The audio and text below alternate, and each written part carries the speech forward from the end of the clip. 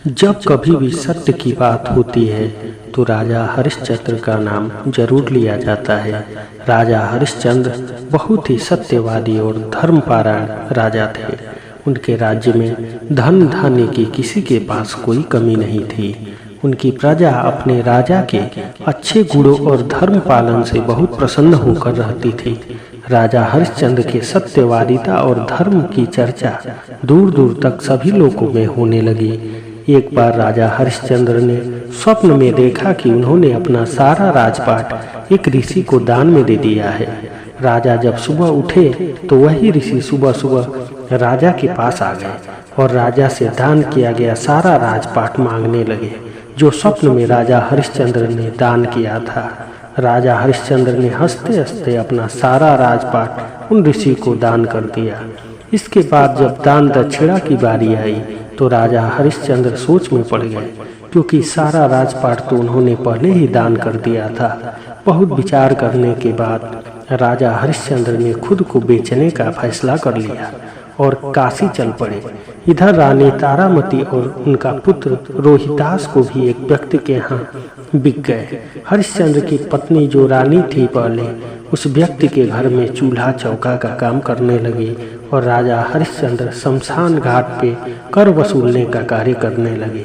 राजा हरिश्चंद्र और उनके पत्नी और पुत्र का बुरा दिन ऐसे ही करके बीतने लगा। कुछ दिन बीतने के पश्चात हरिश्चंद्र के पुत्र रोहितास जब खेल रहे थे तभी उन्हें एक सर्प ने डस लिया और उनकी मृत्यु हो गई। लेकिन हरिश्चंद्र की पत्नी तारामती के पास कफन खरीदने के भी पैसे नहीं थे।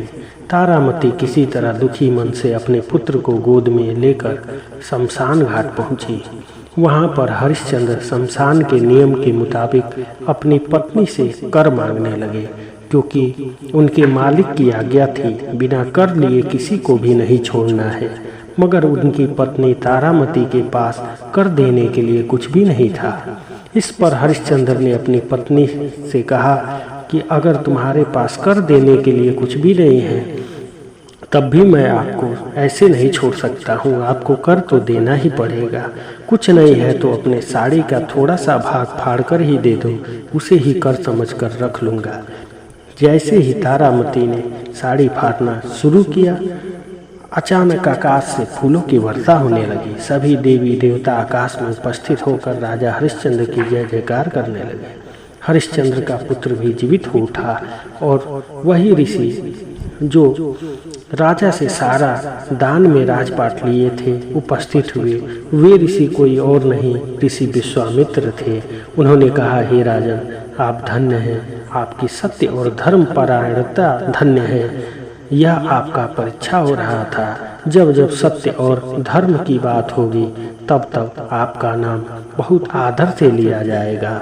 और राजा हरिश्चंद्र को सारा राजपाट सम्मान सहित उनको वापस लौटा दिया। आशा करते हैं दोस्तों यह वीडियो आपको पसंद आया होगा।